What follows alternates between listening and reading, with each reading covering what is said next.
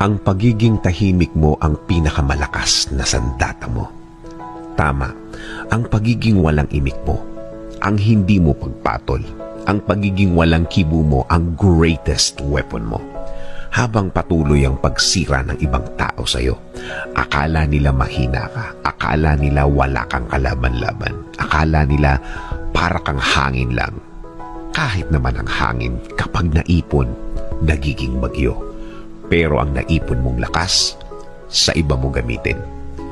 Gamitin mo ang naipon mong lakas sa diretsyong gawa, diretsyong trabaho. Yung nakafocus ka lang sa gagawin mo, yung nakatuon ka lang sa gusto mong plano na matagal nyo nang nabuo ng Diyos. Ayaw din kasi niyang nawawala ka sa focus. Gusto pa din niya na hindi ka mawawala sa focus. Hindi nawawala ang concentration. Kahit sa isang